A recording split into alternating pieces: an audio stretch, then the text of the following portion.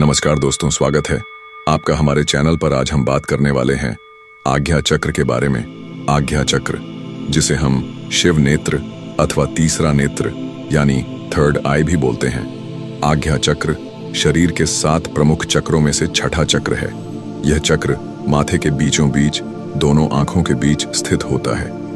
इसका रंग बैंगनी या नीला होता है और यह मानसिक जागरूकता, अंतर्दृष्टि और विचारों को नियंत्रित करता है।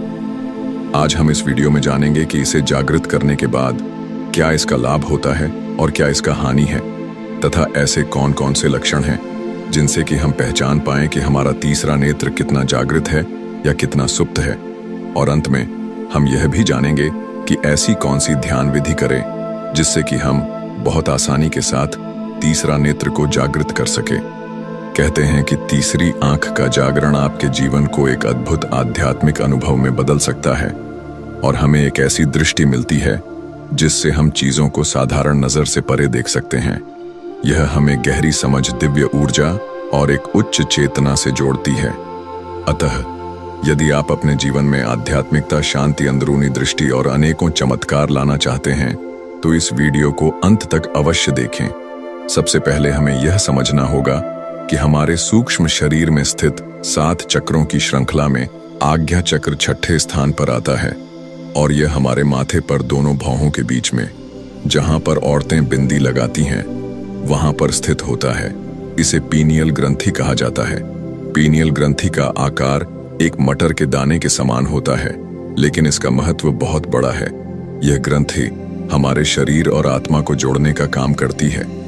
यहाँ ध्यान देने वाली बात यह है कि जब हम कहते हैं कि हमें अपनी आज्ञा चक्र जागृत करना है, तो जागृत का मतलब क्या होता है, जबकि हमारे शरीर में जो 7 चक्र हैं वह सभी तो पहले से ही जागृत है।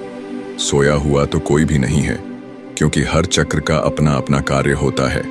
जैसे कोई हमारे शरीर के अंगों को संचालित करता है, कोई बुद्धि को संचालित करता है, तो कोई रक्त संचालन को संचालित करता है। जैसे हमारी किडनी और लीवर वगैरह हमारी बॉडी के अंदर फंक्शन करते हैं, ऐसे ही यह 7 चक्र भी सूक्ष्म शरीर में जागृत होकर हमारी स्थूल शरीर की विभिन्न गतिविधियों को भी संचालित करते हैं। लेकिन कोई चक्र आंशिक रूप से जागृत होता है और कोई अधिकतम रूप से जागृत होता है, तो कोई न्यूनतम रूप से जागृत होता है।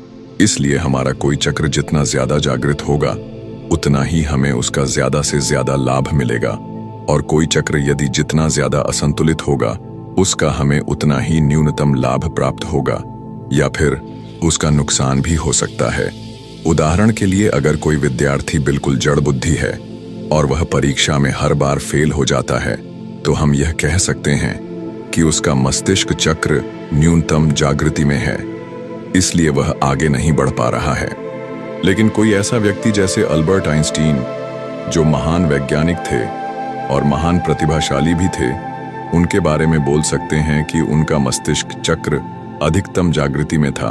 तो इस प्रकार किसी चक्र के न्यूनतम जागृति में होने से या अधिकतम जागृति में होने से उसके फल में फर्क आ जाता है। अब हम बात करते हैं कि ऐसे कौन से लक्षण हैं जिनसे हम यह जान पाएं, यह समझ पाए कि हमारा आज्ञा चक्र कितनी मात्रा में जागृत है और कितनी मात्रा में विकसित है।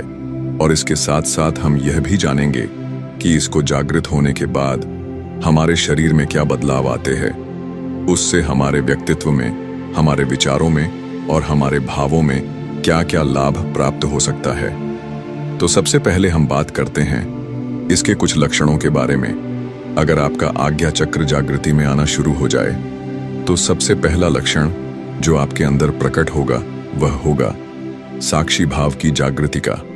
साक्षी भाव ही असल में पूरे अध्यात्म का सार होता है, यानी जितना भी अध्यात्म का निचोड़ है वह यही कहता है कि हमें अपनी साक्षी भावना में स्थित रहना है। इसलिए जब आज्ञा चक्र की जागृति होती है तब आप में साक्षी भावना जागृत होने लग जाती है। तत्पश्चात आपका दृष्टा भाव भी जागृत होने लग जाता है।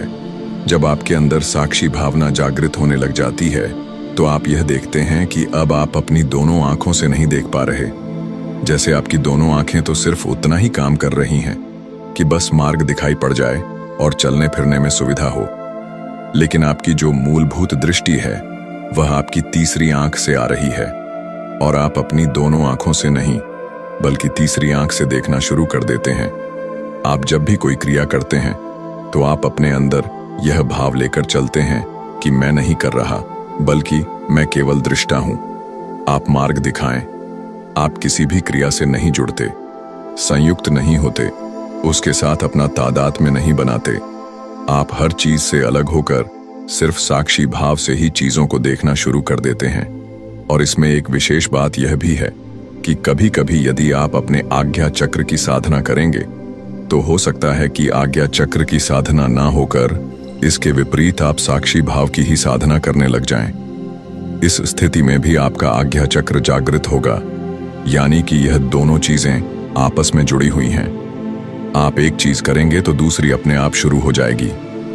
तो सबसे पहला जो लक्षण आएगा, खासकर उन लोगों को जो अध्यात्म की राह पर चल रहे हैं, अपने आप को जानने की राह पर चल रहे हैं, तो उनके अंदर साक्षी भाव, विटनेस पावर यानी उनकी ऑब्जर्वेशन शार्प होनी शुरू हो जाएगी। दूसरा लक्षण, जब आपका आज्ञा चक्र विकसित होना शुरू होगा तो आपकी विजडम, आपकी नॉलेज, आपका ज्ञान जागृत होना शुरू हो जाएगा। क्यों?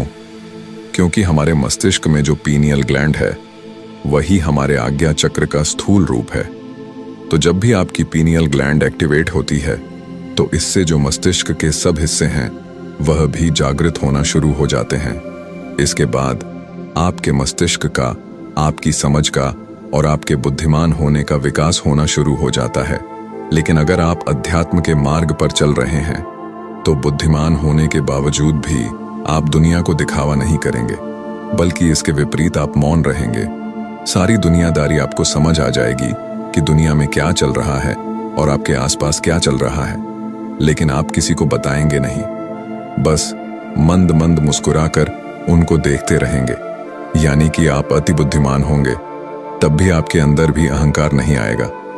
आज्ञा चक्र के जागृति से तीसरा लक्षण जो आपके अंदर आएगा, आप वर्तमान में रहना शुरू कर देंगे।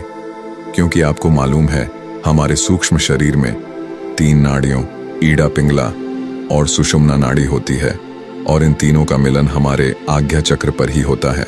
तो जब आपका आज्ञा चक्र जितनी मात्रा में एक्टिवेट होना शुरू होगा उतनी मात्रा में आपकी जो सुषुम्ना नाड़ी है वह भी एक्टिवेट होनी शुरू हो जाएगी। क्योंकि हमारी जो ईड़ा नाड़ी है वह भूतकाल की नाड़ी है और जो पिंगला नाड़ी है वह भविष्य से संबंधित है और जो सुषुम्ना नाड़ी है वह वर्तमान की नाड़ी है। तो जब आपका आज्ञा चक्र जागृत होगा तो उसी मात्रा में आपकी सुषुम्ना नाड़ी भी जागृत होनी शुरू हो जाएगी। और जब सुषुम्ना नाड़ी जागृत होना शुरू हो जाएगी तो आप ज्यादा से ज्यादा वर्तमान में स्थिर होना शुरू हो जाएंगे। आपके वह विचार जो बहुत ज्यादा भविष्य काल और भूतकाल में भटकते रहते हैं वह कभी नहीं भटक और वर्तमान में ही स्थिर रहना शुरू हो जाएंगे। चौथा लक्षण जो आपके अंदर आएगा, आपके अंदर बहुत से शारीरिक और मानसिक लक्षण प्रकट होने लगेंगे। जैसे कि आपको थोड़ा सिर दर्द होना शुरू हो सकता है, आपका सर भारी होना शुरू हो सकता है, क्योंकि सिर में आपकी ऊर्जा बढ़ रही होती है और नई टिश्यूज खुल रही होती हैं। तो जब नए तंतु खुलते हैं तो उनके खुलने से थोड़ी पीड़ा होने लगती है। माथे पर वाइब्रेशंस महसूस हो सकते हैं, क्योंकि ऊर्जा का जो प्रवाह है आपकी आज्ञा चक्र पर बढ़ रहा है। तो उसी ऊर्जा के प्रवाह के बढ़ने के कारण ही आपको वाइब्रेशन फील हो रही है। आपकी गर्दन पीछे की ओर झुक सकती है, क्योंकि जब आपकी एनर्जी मूलाधार से आज्ञा चक्र पर आती है तो इतनी ऊर्जा इकट्ठी हो जाती है कि उस ऊर्जा के दबाव के कारण आपकी गर्दन पीछे की ओर झुकना शुरू हो जाती है। इसके अलावा आपको विभिन्न प्रकार के रंग और प्रकाश दिखाई पड़ सकते हैं। ज्यादातर आपको यहाँ पर नीला और सफेद रंग दिखाई पड़ सकते हैं। आपकी आंखों में तेज बढ़ जाएगा। क्यों बढ़ जाएगा? क्योंकि आपकी एनर्जी अब यहाँ पर इकट्ठा हो रही है और वही एनर्जी फिर आपकी स्थूल आंखों में भी प्रवेश करने लग जाती है। आपने देखा होगा कि जितने भी सम्मोहन कार्य होते हैं और जो काला जादू करने वाले लोग होते हैं उनकी आंखें बहुत डरावनी हो जाती हैं, लेकिन बहुत तेज वाली होती है, क्योंकि वह त्राटक जैसी क्रियाएं करके और आज्ञा चक्र को जागृत करके अपनी आंखों को स्ट्रांग कर लेते हैं। तो आप भी इस प्रकार से ध्यान करके अपनी आंखों में तेज ला सकते हैं। इसके अलावा जो 5वां लक्षण होगा, आपकी छठी इंद्री जागृत होनी शुरू हो जाएगी। आपकी सिक्स्थ सेंस इंप्रूव होनी शुरू हो जाएगी, क्योंकि वह आज्ञा चक्र का ही पार्ट है। तो जब आपकी छठी इंद्री जागृत होगी तो आपके अंदर टेलीपैथी, दूर श्रवण और भविष्यवाणी आदि सच होना शुरू हो जाता है, और बहुत सी आपको रिद्ध सिद्धियां भी प्राप्त होना शुरू हो जाती हैं, क्योंकि आज्ञा चक्र को हिमालय की चोटी के समान समतुल्य रखा गया है। जैसे यदि आप हिमालय की चोटी पर बैठेंगे तो आपको बहुत दूर तक नीचे सब कुछ नजर आएगा। ऐसे ही जब आपका आज्ञा चक्र जागृत होना शुरू हो जाता है तो आपको सब कुछ दिखने लग जाता है, यानी आपकी तीसरी आंख जागृत हो जाती है। तो जब आपकी तीसरी आंख जागृत होती है तो आपके जीवन में अनेकों सेल्फ डेवलपमेंट होते हैं, यानी आत्म विकास होते हैं। जैसे अंतर्दृष्टि का विकास, यानी आपकी सोच और समझ में गहराई आएगी और आपको चीजें अधिक स्पष्ट दिखाई देने लगेंगी।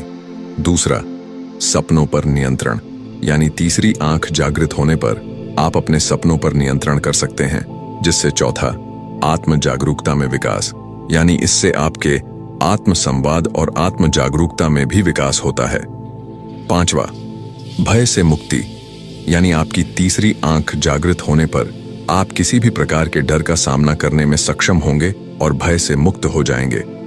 तीसरे नेत्र की जागरण से आपका मन आज्ञाकारी होना शुरू हो जाएगा और आपके जितने भी संकल्प होंगे वह भी पूरे होने शुरू हो जाएंगे।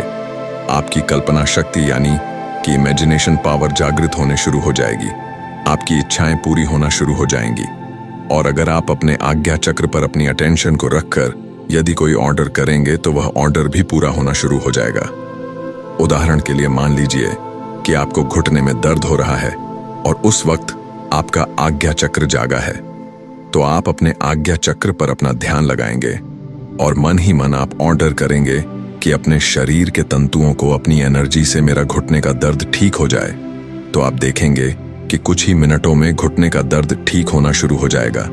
तो इस प्रकार से आज्ञा चक्र से आप अपने शरीर को, अपने मन को भी संचालित कर सकते हैं। खैर, अब हम बात करते हैं तीसरा नेत्र या आज्ञा चक्र जागरण की विधि की। अब मैं आपको ऐसी मेडिटेशन की टेक्निक बताता हूं जिसे आपको लगातार हर रोज 20 से 40 मिनट तक अभ्यास करना है और धीरे धीरे इसका टाइम बढ़ाते जाना है। आप पहले इसे सिर्फ 3 महीने तक करके देखें। अगर आप इसे 3 महीने रेगुलर कर पाए तो उसके बाद तो आप खुद से ही करते रहेंगे और आप इसे छोड़ भी नहीं पाएंगे। बहुत ही आसान विधि है। इस विधि का अभ्यास करने से आप अपने आज्ञा चक्र या तीसरा नेत्र को बहुत आसानी से जागृत कर सकते हैं और वह सभी लक्षण और सभी लाभ जिनको मैंने अभी बताया, वह सारे लाभ और लक्षण आसानी से प्राप्त कर सकते हैं। तो अब आप ध्यान से इस विधि को समझें। सबसे पहले आप किसी शांत जगह बैठ जाएं, लेकिन ध्यान में बैठने से पहले थोड़ा सा गर्दन की एक्सरसाइज करेंगे।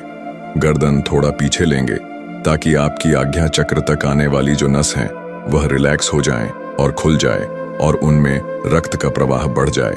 फिर आप अपनी आंखों की पुतलियों को भी थोड़ी सी एक्सरसाइज करेंगे, यानी कि गर्दन को सीधा रखते हुए पहले ऊपर देखें फिर नीचे देखें। इस प्रकार 102 बार ऊपर नीचे देखेंगे। फिर गर्दन को सीधा रखते हुए पहले दाएं देखें फिर बाएं देखें।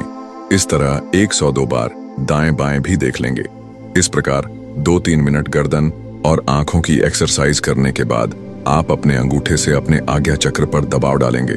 मतलब अंगूठे को आप आज्ञा चक्र पर रखकर दबाए, फिर हटाएंगे, फिर से दबाए और फिर से हटाएंगे। ऐसा आपको 102 बार करना है। जब आप इतना कर लेंगे तो अपनी 2 उंगलियों से अपने आज्ञा चक्र पर मालिश करेंगे, यानी कि गोल गोल सर्कल में आज्ञा चक्र पर हल्की सी 1 मिनट के लिए मालिश करेंगे।